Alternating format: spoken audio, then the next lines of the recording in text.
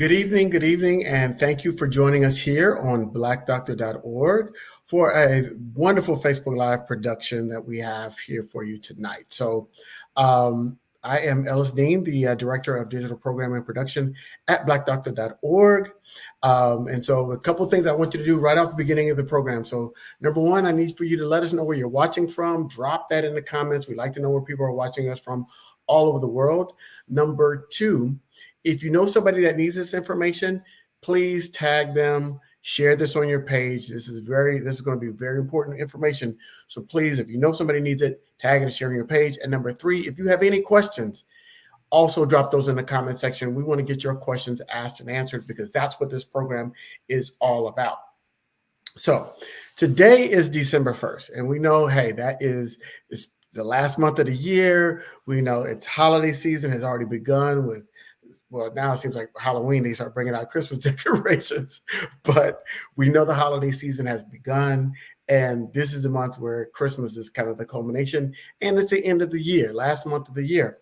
But December 1st is also significant in the HIV/AIDS community because December 1st is World AIDS Day. And I know, yes, if you live in America, there's a day for everything. There's like Cookie Day and Dog Days and all kind of stuff. But those days are great and they're fun and but this one is important because this is about saving lives. This is about improving the quality of life of somebody who might be dealing with HIV and AIDS. And so we thought it was appropriate. One, we got to have a program about this because we know around the globe, people of African descent, Black people are disproportionately impacted by HIV and AIDS. Here in the States, yes, but also around the world. And so we want to have this program to kind of give an update. Where are we? HIV has been around for over 40 years. So you know what that means? That means there's a significant part of this population in this country that has not known a world without HIV in it. Like, you just think about that. Like, I remember when it first came out. I'm old enough. I'm dating myself a little bit, but I remember when it first came out. But there are people, my children included, they don't know a world without HIV. And we have people like Dr. Crawford here that are working to get back to a world that if HIV is going to be around, it's going to be really, really controlled. And so they're doing great work at the NIH. So you're not here just to hear me talk. So I want to introduce our guest, and that is Dr. Keith Crawford.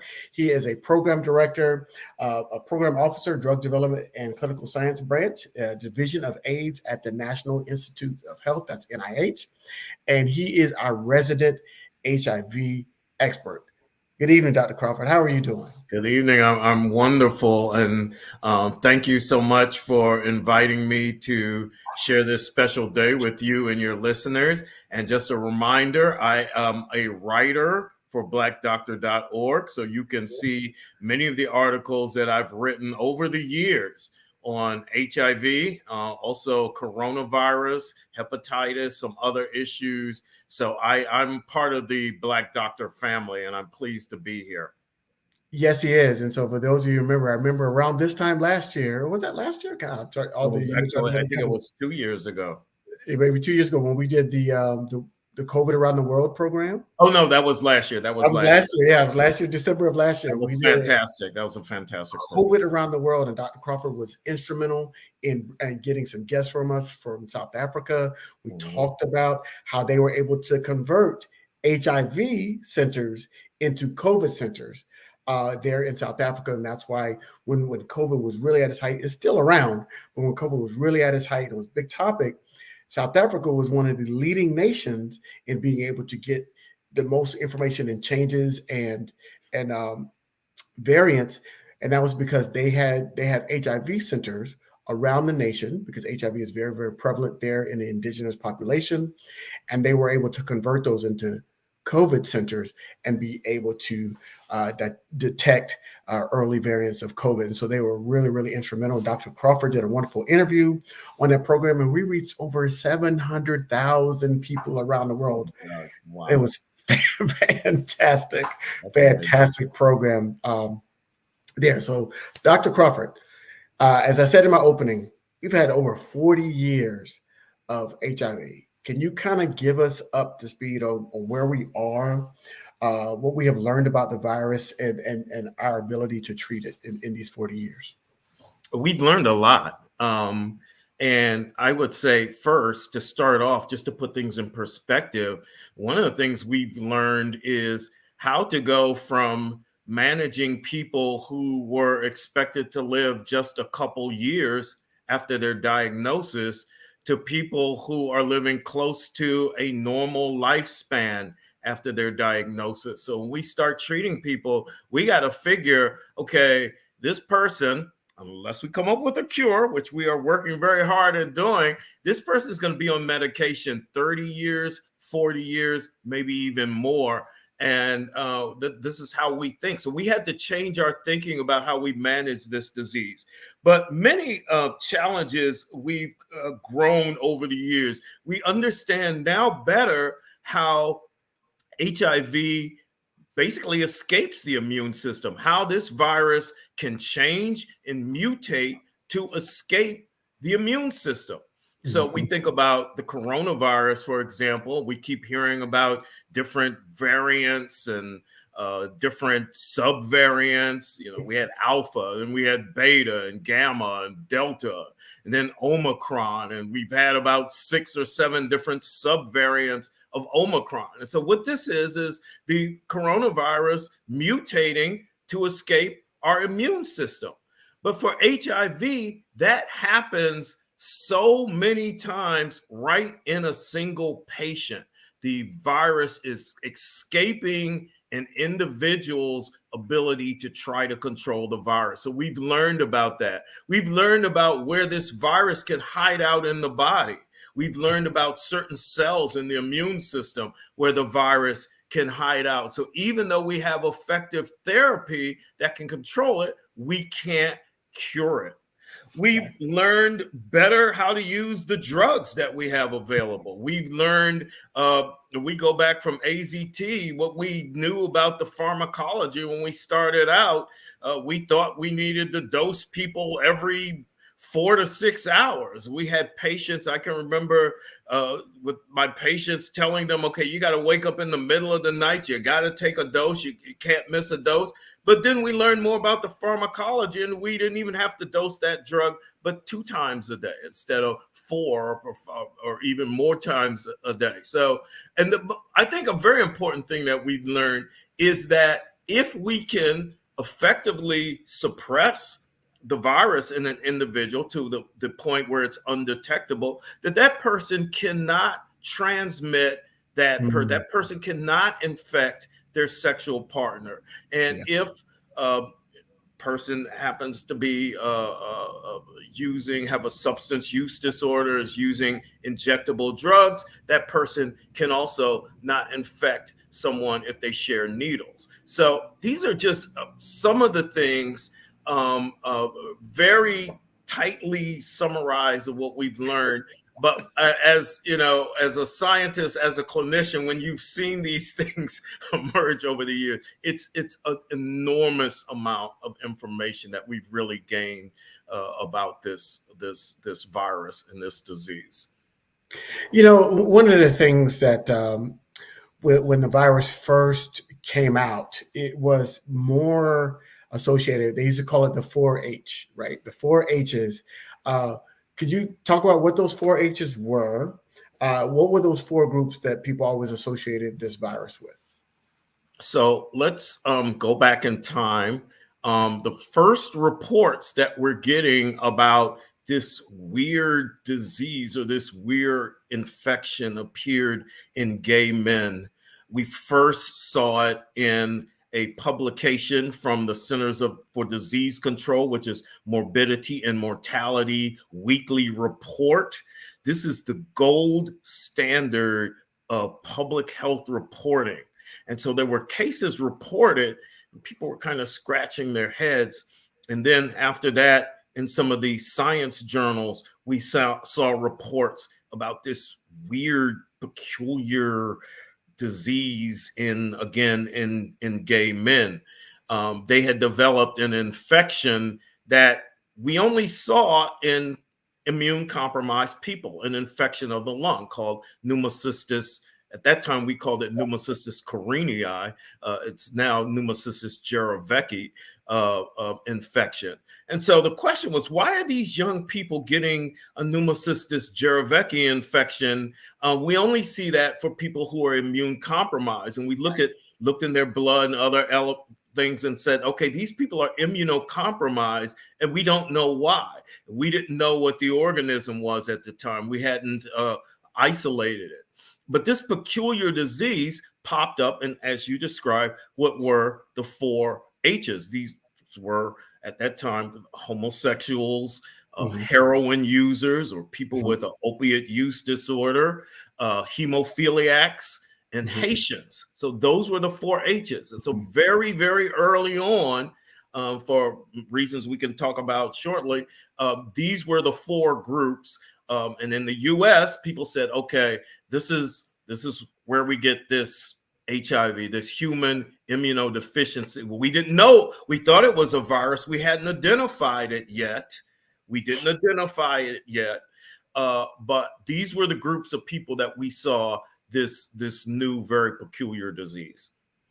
Now, because of, I mean, and the 4 groups that you described, you know, if I'm gonna be 100% real, they weren't high priority groups here in the United States, right? So we're talking about homosexuals, and at that time, this was 40 years ago, the struggle is still going on with people of homosexual community. So you think about 40 years ago, it was even worse. So you got homosexuals, heroin users, Haitians, and hemophiliacs. So that's, you know, so do you think that because they were the most associated with the virus early on, that narrowed the focus in terms of treatment and being and putting, you know, medicine putting their full weight behind really learning about this disease, and that it didn't really pick up steam until it started getting into the general population?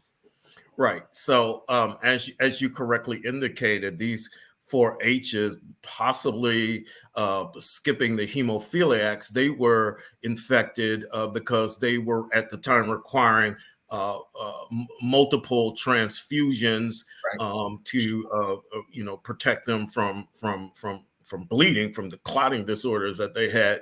And so that again put them at high risk. But the other groups, as you just mentioned, these were not, like, there was no upswell of community support to try to help these groups of individuals. I mean, you only have to go back a year ago and see what happened when Haitians crossed over into the U.S. in Texas, and you see what happened to them, how they were treated, where they were literally rounded up like cattle, rounded up like animals, to be sent back to their country when they had a legitimate right to be here, as much so as anybody else seeking not only political asylum, but just a whole host of problems. So we know what the community thought about Haitians. We know what they thought about, as you mentioned, the LGBT community back then 40 years ago. It was absolutely horrific, extremely marginalized group of individuals. I mean, I had patients who were kicked out of their homes because they were gay. Patients were beaten, oftentimes by their own family members. People would say that AIDS is punishment from God for being gay, which is a really just ridiculous thing to say, because most people, as we'll talk about, who have HIV are not gay, and we're not gay. So even though this is a high risk group, the majority of the people are not gay. And we'll talk some more about that. And of course, heroin users or substance use, opiate substance use, injectable drugs. Certainly at that time, people, again, having this medical condition, of a substance use disorder. It wasn't viewed as it's viewed now. Now we've got the opiate pandemic or opiate epidemic, and we want to provide treatment and counseling and help get these people. There was not that level of enthusiasm because substance use orders, people who have opiate substance abuse disorders, were low income individuals, oftentimes people of color, or even poor whites. And nobody was really that concerned about providing treatment. As a matter of fact, we couldn't even have needle exchange programs.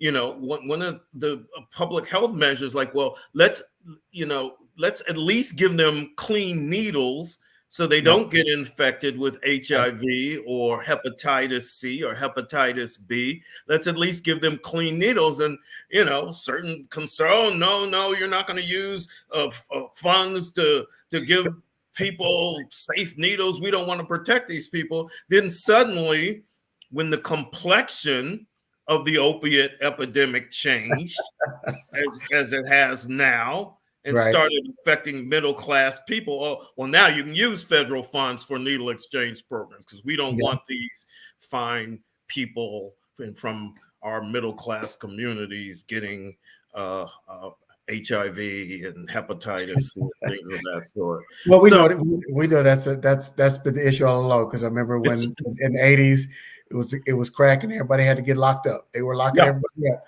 The opiate happens and everybody needs treatment now. And when the complexion of a drug abuser changed, then the treatment of that drug abuser changed. And so But the other thing related to your question, which is really important, once we got fixated on this HIV as a gay white disease, we narrowed our focus so much that we couldn't even recognize that this was an epidemic in other communities as well. We didn't know how HIV presented in women, for example, and Black women and Latinas. We did not know how to recognize HIV. So we had women who were having recurrent yeast infections. And we're like, okay, well, maybe they have diabetes. So we screen them for diabetes. But we weren't thinking, could there be some type of an immune deficiency going on? Or we had women with abnormal pap smears, pap smears indicating that they might have lesions or damage that could become cancerous. And, people were like, well, why is a woman this young having these types of abnormal pap smears? Or why is somebody maybe even developing cervical cancer as a result of this? And nobody's thinking that this could be a possible immune deficiency. So these are people who are showing signs, but nobody's screening them. Nobody's testing them for HIV because in their minds, they're thinking, well, you got to fit in one of these groups to be infected with HIV. So it was very dangerous to restrict the definition in terms of different communities being affected. So, moving forward, we had this seminal moment, right? And I still remember where I was. Like, I was in college in 1991 when Magic Johnson made his announcement that he was HIV positive, right? So that was 30 years ago, over 30 years ago. We're in 2022. That was over 30 years ago. He announced in 1991. Now, Magic, thankfully, is still alive. He is still healthy and really doing well. What impact do you think his announcement had on the HIV, treatment community, how the community itself was treated, and the attitudes that mainstream had about people that had HIV? Well, I remember as clearly as you did, and in terms of the attitudes, I I guess it made people kind of reconsider what they were what they had been thinking. I mean, Right. I remember very clearly listening to a radio station where people were just calling in and they're like, "Oh, Magic, we love you, we Mhm. support you, we're praying for you, we got your back." Blah blah blah, which is fantastic. He's a Right. really good person, and he used his situation to educate people and to try to help people and to garner resources for this disease. But again, my patients weren't getting anybody calling them and praying for them and all of Right. that. I mean, some of them were getting kicked out of churches where they had spent their lives, working and serving in the church, and folks weren't praying for them, and folks didn't have their back. So I just felt, well, it's unfortunate that some people, can garner this level of support, but Right. the everyday patient is struggling to get access to the services and care that they need and the compassion that they need from their community and from their family, and they weren't getting those types of things. Yeah, it seemed like, because at that time, I mean, still in 1991, it was considered a death sentence, right? And Yes, it was we, still, we only had two drugs, and we can talk shortly about some of the changes in the drugs, but at that time we only had two drugs.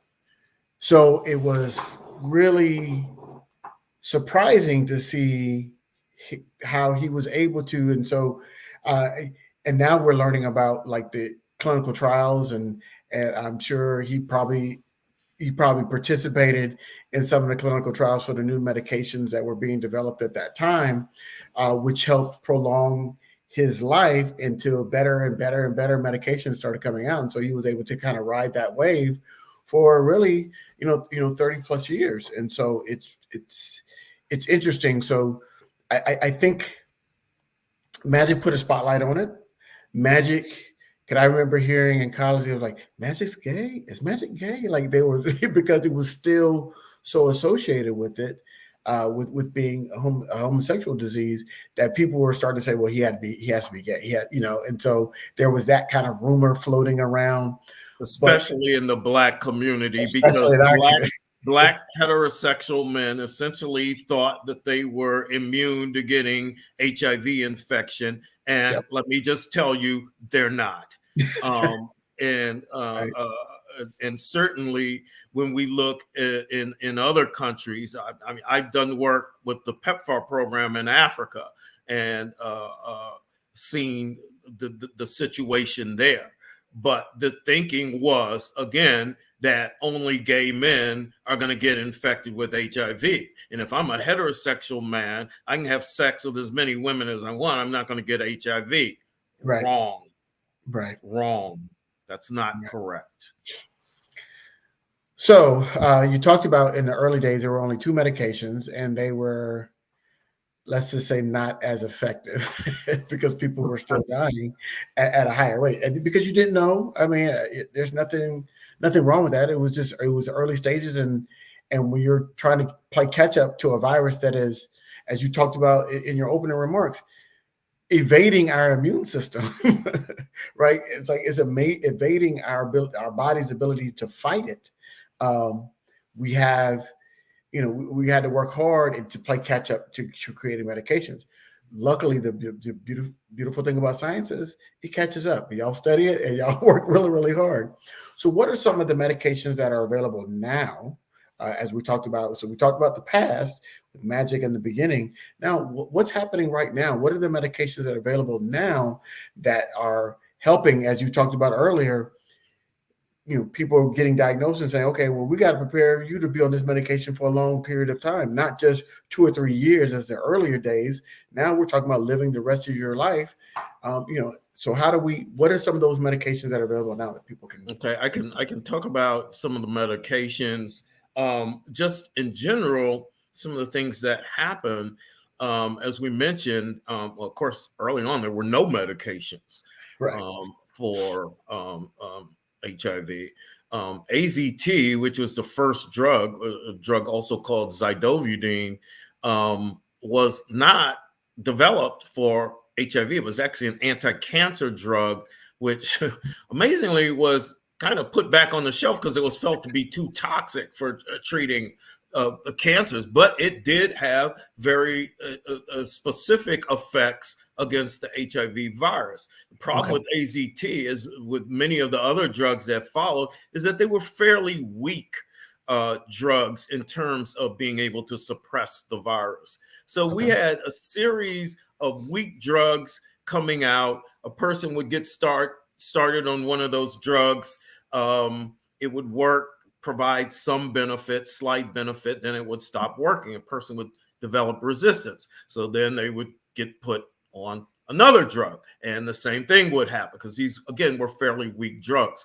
Then we figured, well, let's try combining these drugs, Right. which we were combining some, again, rather weak drugs, and got a little bit better at that. But we really started to make improvements around 1995, 1996, where more potent drugs came out that could suppress the virus even better. Mm-hmm. So this was a different class of drugs called the protease inhibitor drugs, Mm-hmm. and they were more potent. They could suppress the virus more. So we now had more potent drugs, and we started combining these more potent drugs with some of the older drugs, some of the other drugs, and we got to the point where we could suppress the person. We could suppress the virus to levels that we could not detect it. So we say the person is undetectable. We can no longer detect the virus. We know it's there.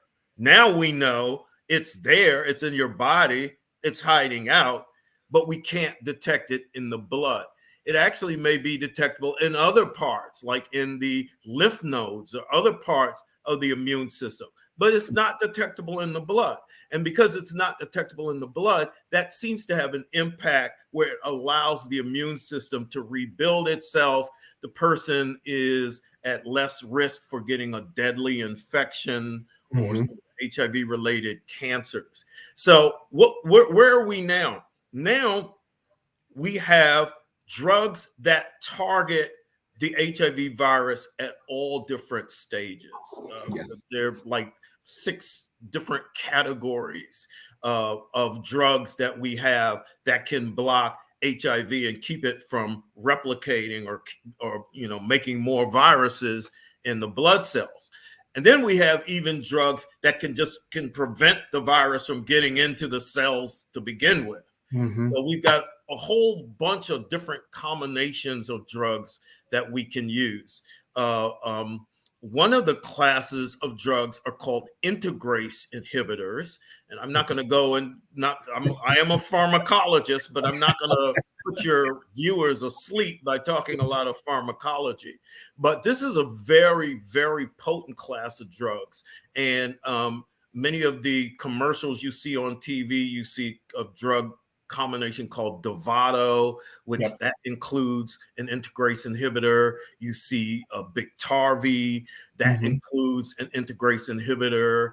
Now we have a product called Cabenuva, which contains an integrase inhibitor. In this case, a long-acting integrase inhibitor. We can talk about long-acting preparations a little bit later.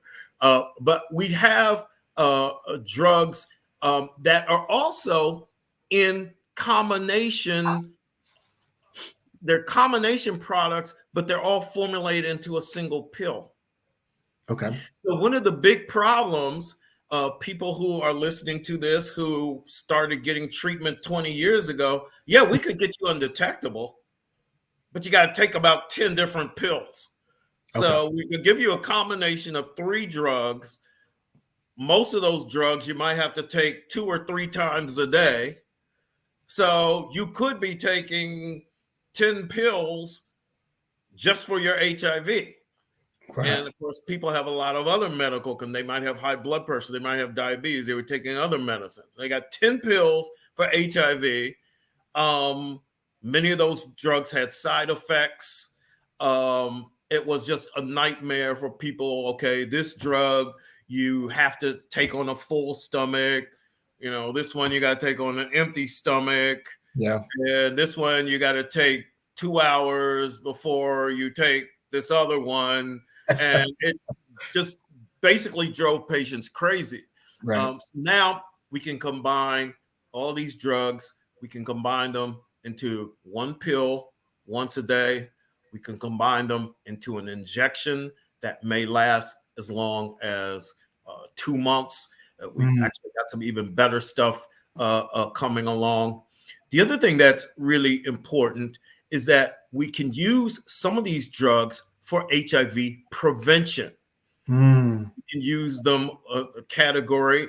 You can see many of the articles that I've written in blackdoctor.org on what we call PrEP. PrEP stands for pre-exposure prophylaxis. So this is preventing. So if you're not HIV infected and you're in a high risk group, and you can get a pill or you can get an injection that can protect you from getting infected. So we've got drugs for PrEP. We have a combination pill called Truvada. We also have a combination pill called Descovy that can be used in men. Truvada can be used in men and women. The injections can be used in men or women. But now we have good products that can both prevent HIV and good products that can treat HIV. One product I will mention that I'm very excited about and hoping it will come to our country very soon is a drug called lenacapavir, which I've written about. Some of the early studies. But why lenacapavir is so exciting is it's a totally new class of drugs. So as I was saying, we can block all of these or so many of the stages that HIV uses to basically infect and replicate in our cells. We can block many of those stages. So lenacapavir belongs to a new class, a brand new class of drugs. Why that's important is because nobody should have resistance to lenacapavir. oh, wow. With the older drugs, people take the drug, they don't take it properly, the virus develops resistance, it no longer works.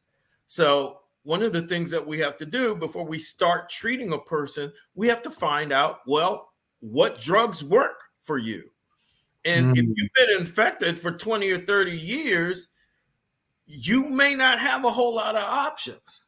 So this lenacapavir is a totally new class of drugs. You're not going to be resistant to it because there's that drug has not been around yet. So it's a brand new drug. Not only is it a new class of drugs, it has some very interesting properties where it's a very long acting product. mm. You can get an injection of lenacapavir that can last 6 months. Oh, wow. And lenacapavir is, we had some very good clinical trials of this drug here in the US. It is approved in Europe. Okay. Um, and so oftentimes the Europeans will approve things before we do. That's a very, very good thing because that means by the time we get ready to approve it, we don't have to just base it on clinical trials. We can look at, well, what does the safety data look like? This drug has been in use in Europe, and there have been tens of thousands of people treated with this drug. So we have Right. a good idea of what the safety data look like for this particular drug, and that can make it easier to approve here in the US. So I'm gonna ask the question for our audience because we know we're speaking primarily to Black people. Are we getting offered those drugs, those really good acting drugs, drugs that are prolonging life, that are blocking people from even getting infected? Are Black and brown people getting offered those medications uh, at the same rate as their white counterparts? Because we know when something happens, when there's several medications, somehow Black and brown folks get on the old medication, and the new stuff is reserved for white patients. I mean, that's just the way it historically has been. And so, are we still? Or is that still happening for Black and brown people that are suffering with HIV? So yes and no. Okay. What you've described is a very well documented phenomenon that occurs in medicine. Right. It is very common for people, Black and brown people, to get offered a different type of treatment, even a treatment that is known to be inferior to other treatments. And Yep. it can be documented where white patients from the same medical providers are getting one treatment, whereas Black, Latinx, or indigenous people are getting a different treatment. So that happened early on with HIV. I described where we've found potent combinations that could suppress the virus. So we're looking like at the mid 90s here, 95, 96, 97. It's very well documented. We've got these protease inhibitor drugs. We can Right. combine them with other drugs. We can get patients undetectable. Uh, they were still giving Black folks AZT, single drug. Mm. But we knew that these combinations work better. It was found and studied that an unacceptably high number of Black patients were still getting a therapy that they feel is inferior. Now, that's rather different now because the dose combinations, single pill combinations that I've described are so well established as the acceptable drugs, that it's less likely that you're going to find those disparities as you did earlier on in the epidemic. But what you do find, which is striking disparity, is in the use of PrEP for HIV Mm. prevention. And it's not so much that uh, Black and Latinos are getting less effective. All forms of PrEP work if they're taken properly. Right. And we'll talk very shortly. The injections work phenomenally well. Right. The pills work phenomenally well if people take them. It's not an issue that they're getting different types of PrEP. The issue is that gay men who are Black gay men, uh, Latinos, are not getting offered PrEP at all. Oh, wow. So Okay. if we look at communities where, okay, these are individuals, they could benefit from PrEP, PrEP could reduce the rates of infections in these communities, the PrEP utilization in Black and brown communities falls far short of what it does in uh, uh, white communities. Wow. Wow. Striking differences. Now, there are regional differences also. So you're going to see higher PrEP prescribed, like in the northeastern regions. Yeah. Not surprisingly, you're going to see lower prescriptions of PrEP in the South. At the South. But every region, everywhere where you see regional disparities, you're also going to see those racial disparities where Latinos and Black men are getting fewer prescriptions for PrEP. Mm. So challenges tend to morph just like treatments tend to morph and evolve over time. So there were some early challenges as we kind of got better medications. What are some of the challenges now that are contributing to still the spread and growth of HIV? So I think one of the challenges. So one of the things I think, as I mentioned, that we learned is that what we call U equals U, which means if you're undetectable, you're not going to transmit it to someone else. Right. So theoretically, if we had all of our patients controlled, if everybody was effectively controlled and suppressed, then nobody would get infected. Right. Well, all of our patients are not controlled. And Um, I'm sure just in some of the other sessions you were talking about other diseases, inflammatory bowel diseases that you were discussing. As debilitating as those diseases can be, I'm sure that those patients don't take their medications as often as they should. I know what some of those medications are, and we've had some patients that have that condition, and they don't take their medications, just like Right. diabetics don't take people with high blood pressure or people with bipolar disease. People Yeah. just don't take their medications. So adherence to medications is always a big challenge. It's really, really important in HIV infection because if you're not taking your medications, that gives the virus the opportunity to mutate and Yeah. become resistant to that medication. Yeah. So if you're not taking it properly, the next thing you know, you end up with resistant virus and your whole regimen has to change. And you better hope that there are some new drugs or some drugs available that you can still use. So, with that being the case, the advent of these long acting drugs is really a godsend because it helps people be more adherent. Yeah. And that is the case whether you're taking the medication. We have long acting PrEP. You probably see the commercial. It's a product called Apretude. It's Okay. a integrase inhibitor drug called cabotegravir. We also have a combination of this drug cabotegravir with another drug called rilpivirine. It's long acting. It's called Cabenuva. You've seen that commercial too. The thing is, you can learn a lot of pharmacology watching TV and just Woo! I think I have like am I on the right channels? Because like all these I've seen these commercials. I've seen the commercial for Divido and all these things that you're saying. I'm like I've seen those commercials.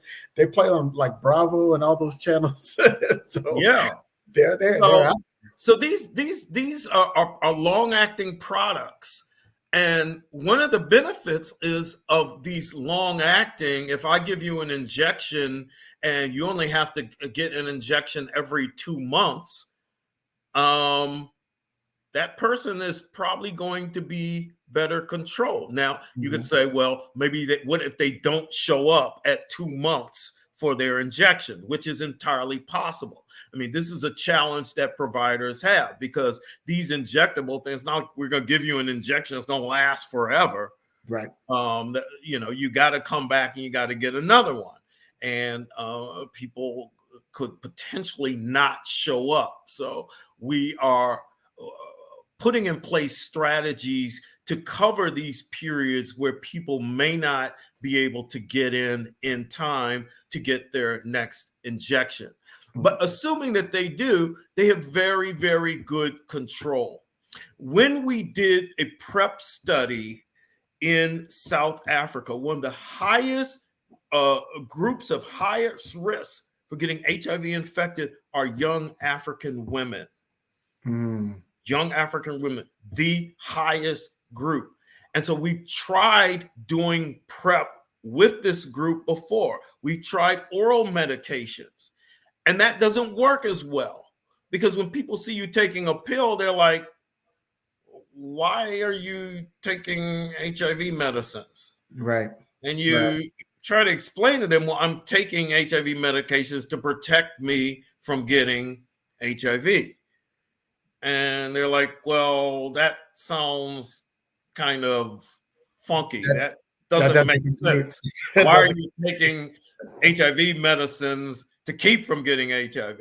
Well, Right. it turns out we do this all the time. I go to Africa, I take anti-malarial drugs to keep from getting malaria. Right. And sometimes there's some of the same drugs.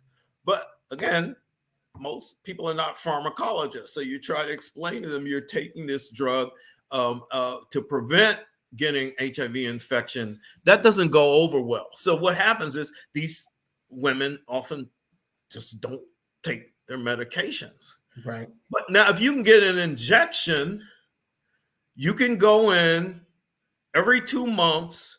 You go see your provider. You get an injection. Nobody knows you're there. You're not carrying around any medicine. That gives that person a lot of protection and a lot of security. Yeah. And so they're going to go and they're going to keep getting their injections. And what we found out is when we did the study of prevention using the drug cabotegravir, which we call Apretude here in the US, it worked phenomenally well. Right. It really worked very well. Right. We've also seen when we use the injectable drugs for treatment.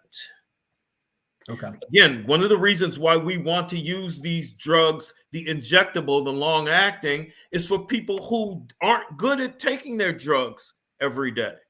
And one of the groups of people who aren't good at taking their drugs every day are people with substance use disorders.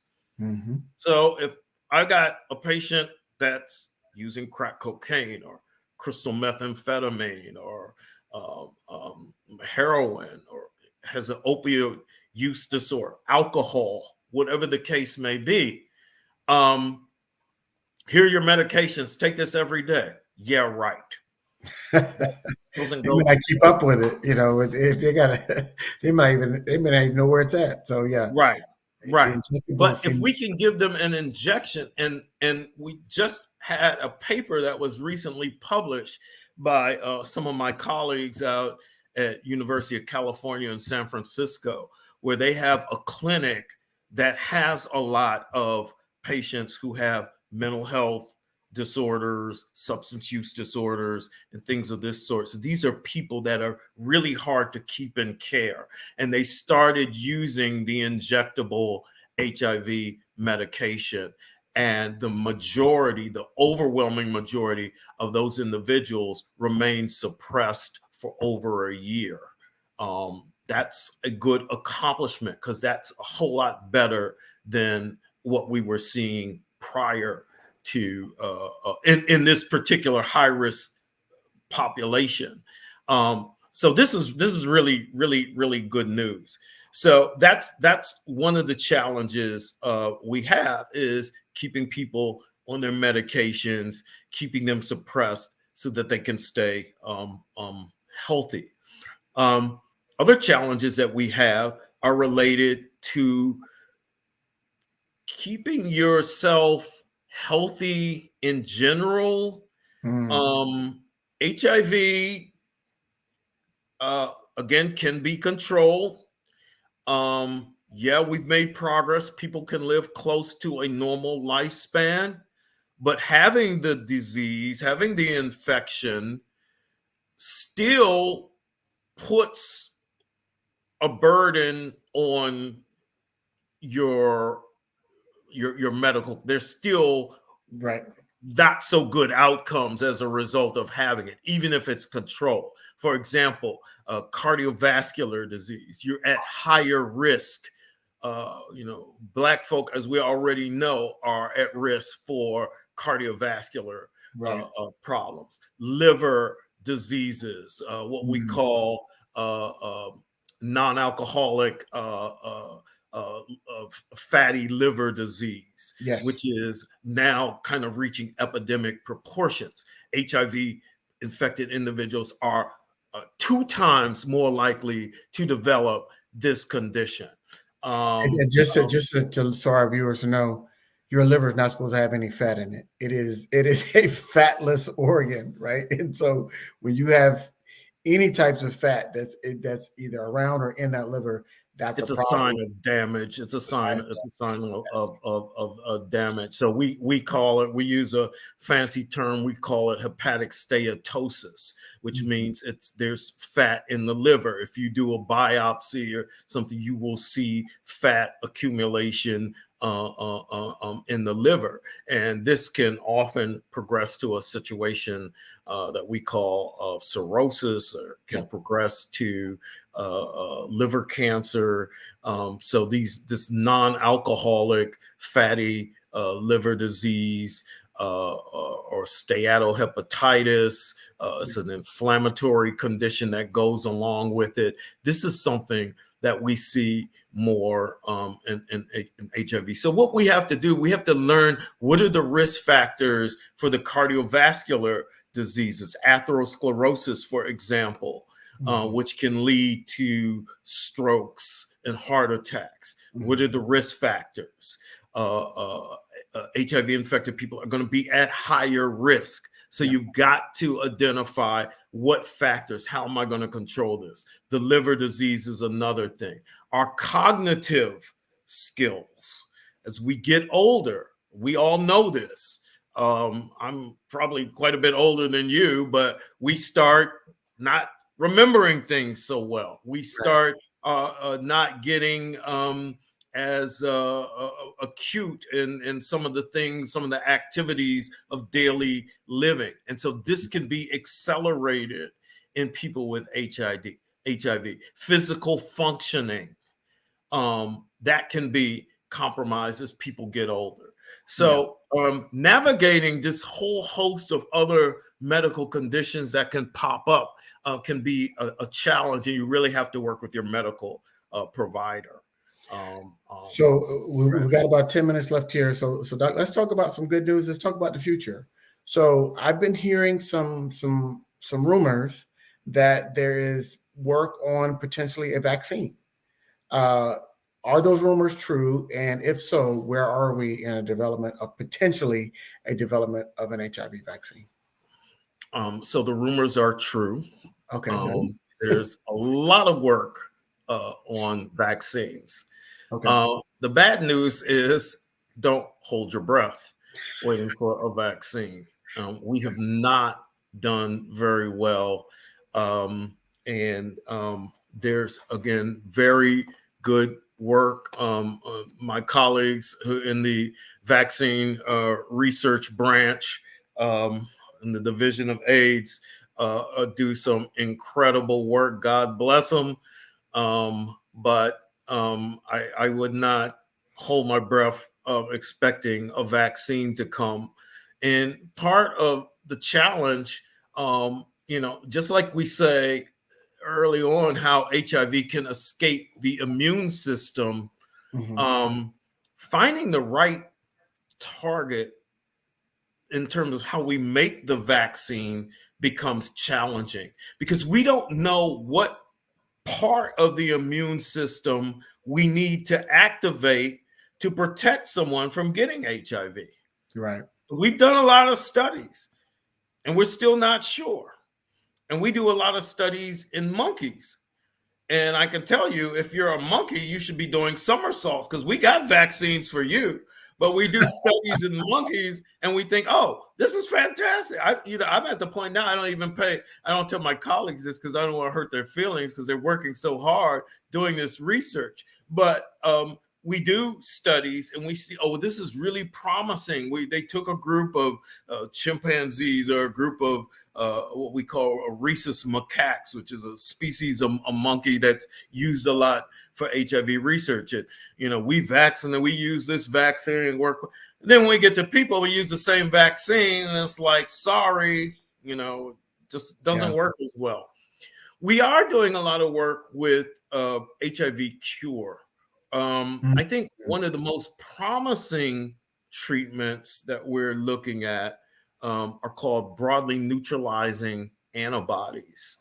Um, these are very similar to what, in fact, one of the things I tell people is that the COVID folks actually borrowed this from us Right. because we have been working on neutralizing antibodies. So these are antibodies that actually come from people because people can develop some antibodies that can control the HIV infection. Now, what's going to happen is the virus is going to mutate and those antibodies are no longer going to work. But Right. sometimes you can take those antibodies and you can purify those antibodies and you can modify those antibodies and infuse them into someone else and they can control the infection. Okay. And some of these antibodies um, not only did a good job controlling the infection, but in small numbers, there's some people who we would say were cured, what we call a functional cure, Yeah. which means Okay. that when we stopped giving them the antibodies and we stopped giving them HIV medications, the virus did not come back. It remained undetectable Oh, wow. Okay. in the blood. Now, it's still detectable if you probe the right tissues, but it's not detectable in the blood, which means that this person is controlling the virus. They're undetectable, just like people get when they're on medications, except they're not on any medications. Right. So that's a good thing. If you can So, control it without being on medications, that's a good thing. so let's help our audience kind of understand this. Like the transmission of HIV is primarily through bodily fluids or blood, right? So if it is no longer detectable in the blood, and there is blood in semen, when for men having sex, um, and cuts, and then when there were people were sharing needles, that's how the heroin users were getting it. So they were having blood, and it was getting big. So if it's no longer detectable in the blood, then that means you are undetectable and you cannot infect somebody. So that That's will right. slow the spread of HIV. And then the people that are infected, we've got to get them on those longer acting injectables so they don't have to take that everyday medicine, so we can keep them down too. But there's still a lot of work. But if we can slow that spread, then we can kind of work on the current population of people that are HIV infected. So that's really, really great work. We have Um, the tools. mhm. We have the tools. Um, but again, we're dealing with human behavior. Yeah. It's the same thing. And I've been on many of your COVID panels, and we've talked about this. We have masks, we have vaccines, we have monoclonal antibodies, we have drugs, we have everything that we can throw against coronavirus. And then you get people who they're not going to wear masks, they're not going to get vaccinated, they're not going to do this, they're not going to, and so what do you do when how do you deal with that when people aren't going to follow public health recommendations, or not going to get therapy, get treated or something, and then they expose it to their family? They could get a prescription, they come down with COVID, they could get a prescription, get treated. Oh, those drugs are that's some scheme or some conspiracy. Oh, I'm not going to take those drugs. And then they infect someone in their family, and a parent or grandparent dies because of it. Yeah. So what can we do? I mean, we're in the lab, we're in the clinic, we're working with patients, we're trying to make all these things work, but we're up against a lot of things, public opinions, and Yeah. people who it's a challenge. Yeah, you got fears, you've got frustrations, you've got public opinion, you've got all of these things. You've got the mental health aspect, right, of it. So there's that mental health piece that you get diagnosed. Oh, I'm HIV positive. What does that mean? How does my life change at that seminal moment in time?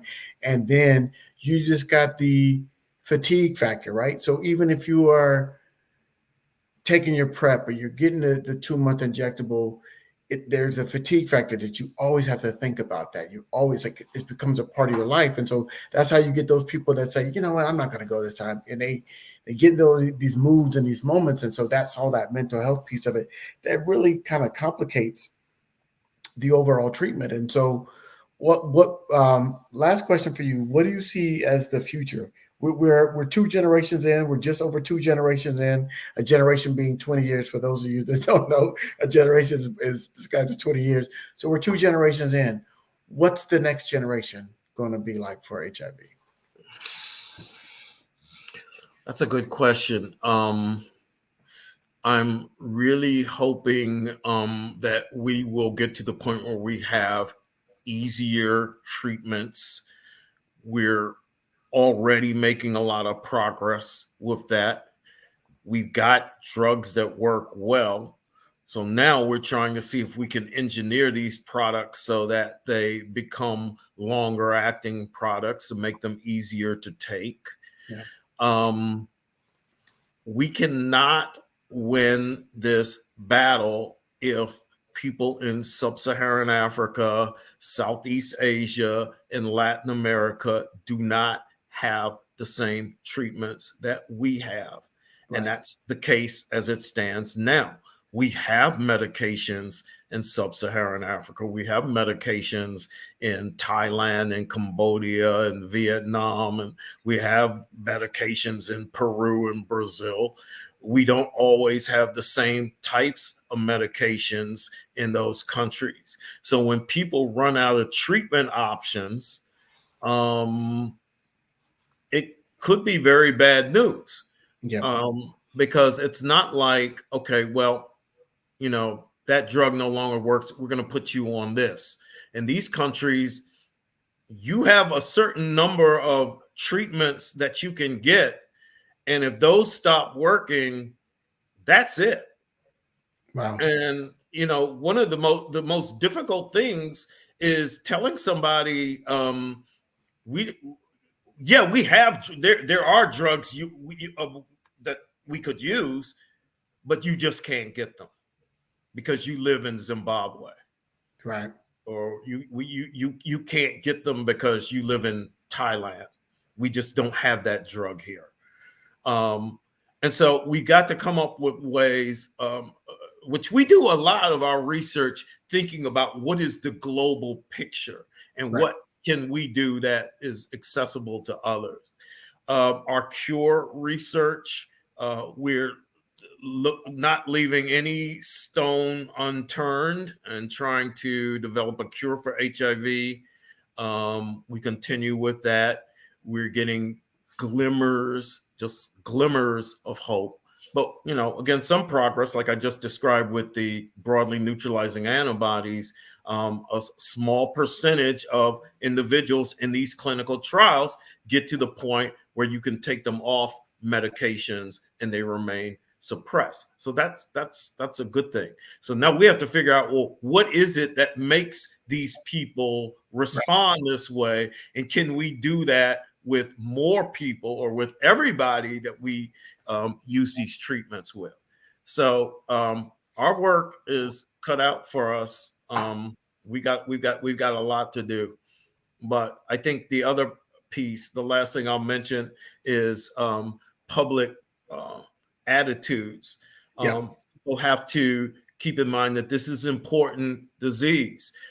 Prior to coronavirus, the number one killer, infectious disease killer, was tuberculosis, which was Mm. just ahead of HIV. And again, many of the people who were dying from tuberculosis had HIV, because HIV makes you more prone to develop that infection. There are 38 million people infected with HIV in the world, 38 million people. And that number continues to grow. And people continue to die. Somewhere in the range of 700 million people die from HIV every year. So this is still a very deadly disease in many parts of the world. It's a disease that infects a lot of people, and it's a disease that we have to keep on our radar screen.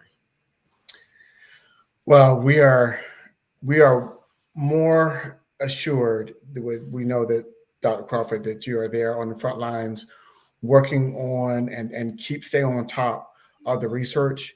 I want to thank everybody that stayed with us and that really paid attention, because we understand that HIV has been around for over 40 years, and there has been some significant changes made in terms of treatment for people, and people can live longer and fuller lives as a result of these changes.